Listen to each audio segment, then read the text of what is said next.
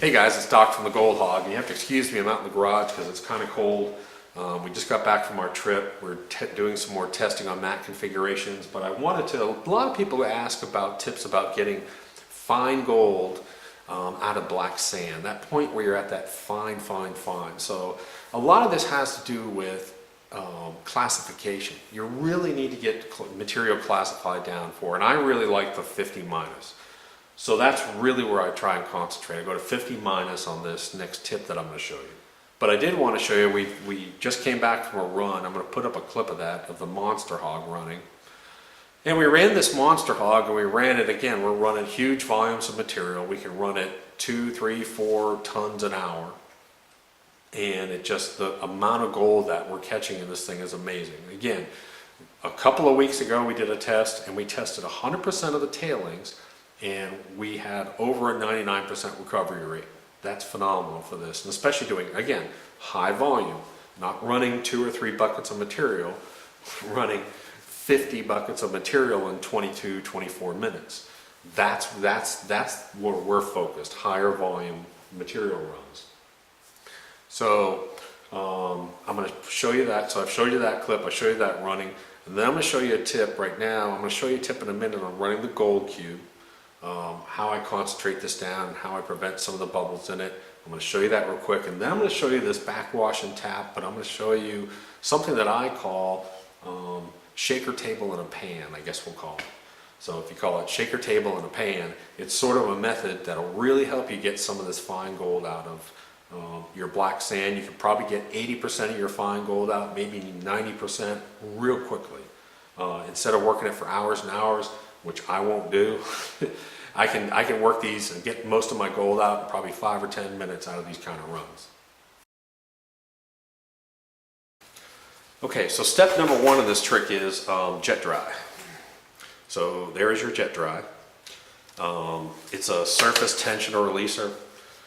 Basically, it takes surface tension, gets rid of it. So that's what you need for this. Also, if you're panning and you have gold start to, when you get down, anytime gold touches air and then goes back to water, you have a chance for gold to float. So what we want to do is we want to keep gold underwater, or at least have very little surface tension. That's what this is for. But when you're in the field, sometimes you don't have a hose to spray down your gold cube and you can't really get it out. So I do a pre-prep phase, and the same thing, you can even do this with our mats. I put about 1 inch of water into a bucket, and I put about a teaspoon of this inside that water. Then I take a soft brush. I know this looks like a toilet brush, but it's really a dish cleaning brush. And it's medium, it's not real hard, and it's not super soft. Soft is probably better. And then what I do is I take this and I dip it in that water real heavy, and I scrub the whole surface of that vortex mat. Now I'll even do that with our mats sometimes. If I have a new mat, or sometimes I'll just go through and rub it real quick right before a run. But I want to fill up all these little pockets with foam. And as long as I have just a teeny little bit of foam in each one of these pockets, I'm good. Then I'm going to put my next tray on, then I'm going to put my next tray on, and keep doing this all the way through. And I'm even going to do it to the top surface real quick. But it's a good way to prep it. So now, as soon as you connect your bilge pump to this, water starts flowing, you'll have 0 bubbles. This is the only way to get 0 bubbles on this without any possibilities of making a mistake on this. It's a great way to do this, especially for the field. Okay, so like I said, I've got about 1 inch of water in here, maybe 2 inches of water, and I've got my clean brush, and I don't use this brush for anything else. You don't want any kind of oil. Just save this brush, don't use it for anything else. And then I'm just going to sort of drizzle some water on here, and all I'm going to do is just give a little bit of a light foam. I'm just going to go around and just touch this. And I'm just going to see little white bubbles all the way around. And especially this front edge. This front edge is where probably 90% of your gold gets caught in the first 2 inches on this. So I'm going to really make sure that front leading edge has no bubbles on it. Hit my side. Now I'm going to put my next tray on. So now I'm going to put my next tray on. My unit's old, so same thing. Sprinkle a little of this on.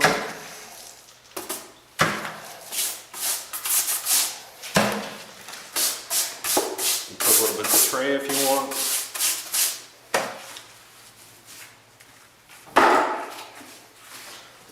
Third tray.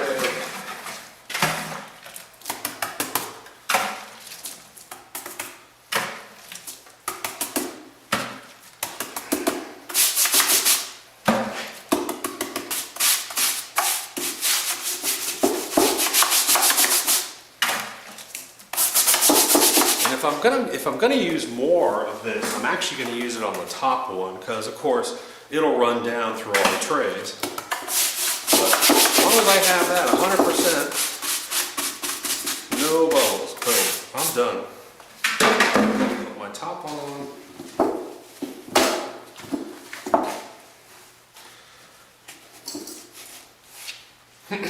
And then the last thing I'm going to do is, again, after I do all this commotion, I'm going to check for level again and make sure that my unit's level. And I'm pretty good there. And I'll check the front and I'll check the back. Okay, so now I can just leave it like this. I can leave it sit here as long as it's not in the hot sun, obviously. But I can just leave this sit for half an hour until I'm ready to run. I know it's ready to go. I've got a little bit of foam material in there, a little bit of water, but every little pocket has a little bit of that jet dry water, as I call it, not pure jet dry. So now I can hook up my hose and I can run, and I'm going to run material that's classified down to -50. And I'll show you that trick in a second. Okay, so I just turned this unit on, but I wanted to point out something else, another little tip. You'll notice I have this in a kiddie pool. And then I have a secondary catch pan with a brick in it under it. Let me show it to you a little bit better. And what that does is that catches probably about 80 to 90% of the material, the tailings, so that I don't have to keep re-cleaning this whole tub here. Especially in the wintertime, I can keep the door down and keep the heater on, which I don't have in here today. Of course, it's not plugged in. But I could just empty this one tub right here down at the bottom. I'm going to show that to you a little bit better. So you can see it's just a piece of Tupperware that I have, and everything falls in there, and it just keeps it nice and neat. I just have to empty that. I don't have to worry about my bilge pump getting full of sand. Smaller than 50. So I'm just going to let it just drizzle back and forth. And you'll notice that I always do wet to wet. So my ponds are wet, going into wet water. Again, the only time gold can float is when you expose it to air and surface. So that's why we always go wet to wet.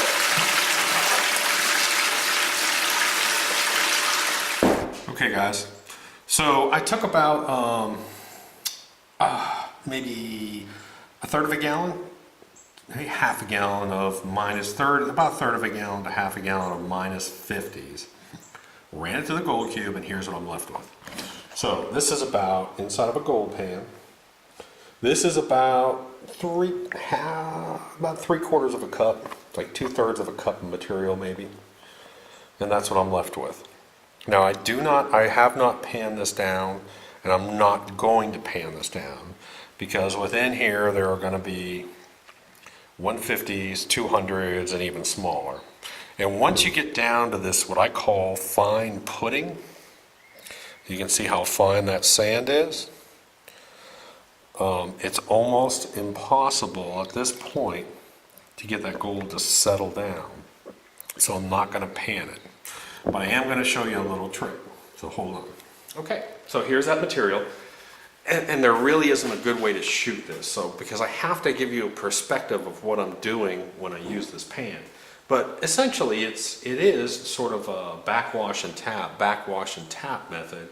But when you get down, like I said, when you get to this real fine sand, that gold just doesn't want to settle, especially that real fine stuff. So you got to work it through a miller table or some other device. But here's a little method that I like to do, and I call it my sort of handheld shaker table.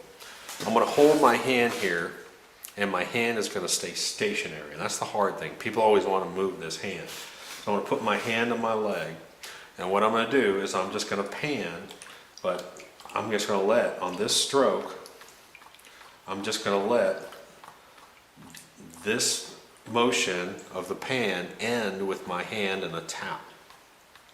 So I'm going to go back and forth, nice slow steady movement.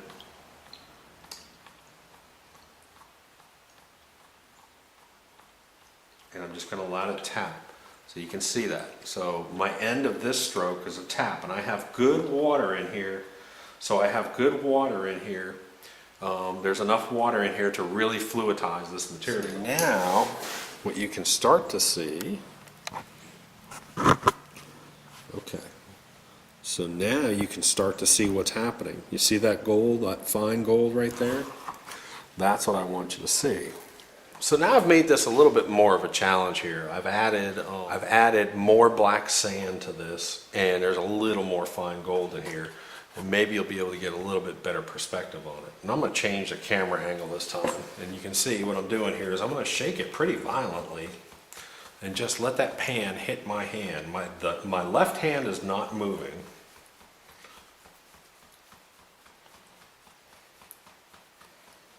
And while it's, well, the funny thing is you probably won't be able to see it, but while it's sloshing back and forth, I can actually see the gold on that far corner. I can actually see the gold up in here while it's going back and forth. I can see a pile of gold in there. I want you to watch on this corner over here.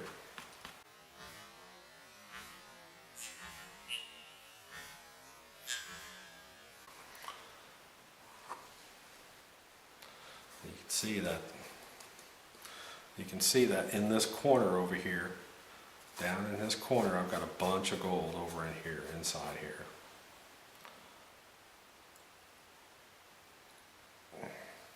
So a lot of my gold is sitting right over in here in this corner. So I can essentially eliminate a lot of the stuff back over here, and now I can just work this material, pull down in here, and you can see, and you can probably see now all the fine gold that I've got in here. And so if I want to, now that I've pulled it, now I can actually back tap a little bit, wash and back tap. And so now that I've pulled this material out here, I can actually back wash and tap.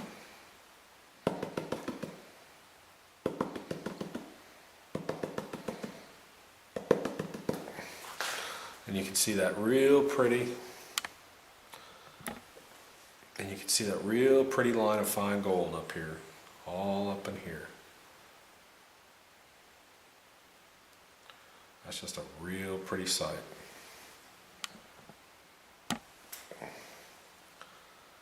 You can see it all right in here. All that super fine gold.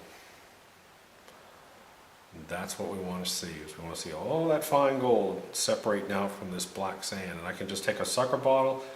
Don't worry about getting it too clean. Clean this stuff out, and then I can go back and put that into a pan.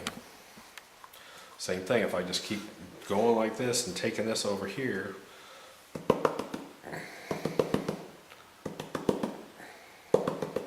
and there it is. There's my big line of fine gold sitting in there.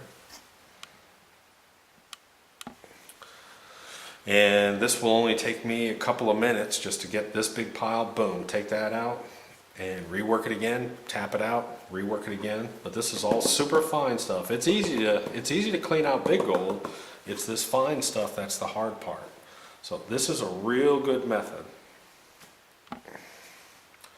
All right, so I'm going to mix this all up, and I'm going to go over these steps one more time with you a little more quickly. So step number one is screen down to -50. If you want to screen even further, you can. Put your water in a pan. I've got about ½ inch of water around the material, extra. So I'm just going to shake it, and as I shake it, I'm just going to let it hit my pan. And I got to get this material fluidized when I do this. So I've got to fluidize this. So I've got to get it moving and got to let it hit this back corner over here.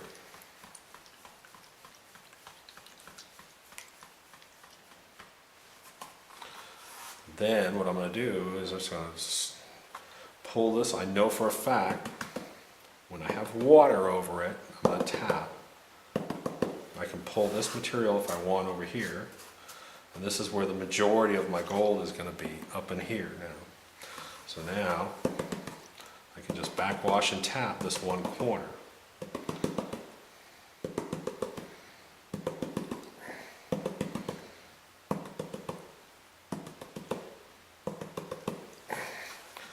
There you go, real quick method. Now I'm going to zoom in one more time for you.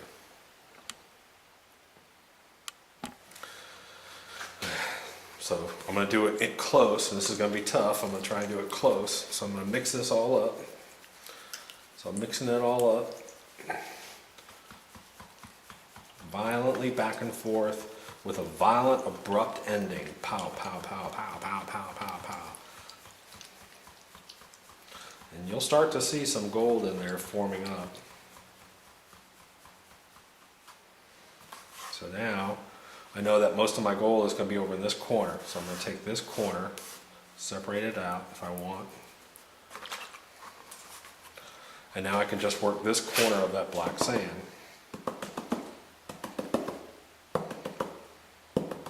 Tapping when the water is over it.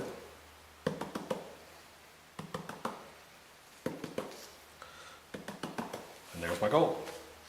It's all sitting up here, nice and pretty. Nice and clean.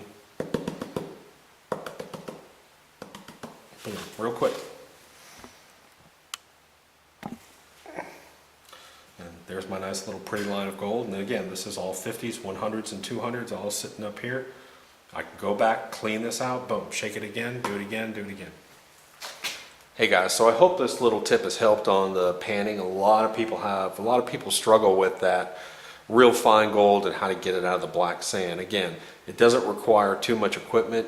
You can just get a 50 mesh screen, which is what I like to use, screen it through 50 mesh, do the hand wash table, the shaker table, the pan shaker table as I call it, use that violent abrupt and use that stopping motion. It's almost like an oscillating sluice. If you've ever seen an oscillating sluice, it's sort of that same theory, that ending stroke, or a shaker table where the gold sort of settles back. It's just backwash and tap. But when you do it in the pan, you do that method, it concentrates it all down at one end, and so it's real nice that way. I did want to show you this, if I can get this. A lot of people want to know why I do a circular motion every once in a while when I'm panning concentrates. I'm not necessarily test panning. But a lot of times, and this is one of the ways that we found this little shake method is when you're panning concentrates and you get down to fine black sand, you'll always see what I call the golden smile, which is up in your corners over here, you're going to start to see gold show up quicker than you do down in here. And so the reason why sometimes I do a circular motion is to get that gold from down in the corners back down to here. If you're just going back and forth, gold is heavy and it's going to want to drag in these corners. And you can actually, because when you're actually panning, you can actually have some of that gold break surface tension and actually float out. So majority of the time when you're panning is going back and forth. But if you're panning concentrates with a lot of gold in it, the first place that you'll see gold that you're fighting is going to be up in these corners up in here. So that's why, very gently, I'll do a circular motion and bring this gold back in, let it drag and settle more towards the middle. I don't do a circular motion panning often, but I do it when I'm panning concentrates. So normally you pan back and forth, and then you wash off a layer, resettle, wash off. When you get down to about this much in your pan, when you're panning concentrates or testing in the field, you're going to fight your gold here and here. It's the golden corner smile, as I call it. So your gold, you'll see it up in these corners first, and these are up out of the water, and when water comes back up, you can actually have gold float away.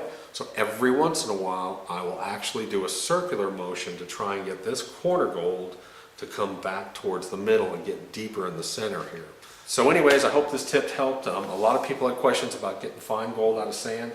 And now that we're running this new mat configuration, where we're running all the mats in this Monster Hog and our dredges, we're pulling out lots of gold smaller than 50. So we're pulling out gold dust. We're pulling out minus 100s, minus 150, minus 200s. And we're not talking a couple of buckets of material. we're talking about, you know, running 2,000, 4,000, 6,000 pounds at least in one run. So we're talking about that step above sort of a recreational prospecting that we're working on right now. So it's a good little tip. We're catching a bunch of fine gold now. We've got the maps. Again, if you didn't see that one test that we ran on the monster hog, you really should watch that one, because we ran 2,000 pounds of material and we captured 100% of the tailings in that test, and we came out with above a 99% capture rate. We ran a ton of material, 2,000 pounds. We ran it in about 23 minutes. Phenomenal run. It was great. Couldn't ask for any more. So anyways, that's about it. Hope you enjoyed this tip.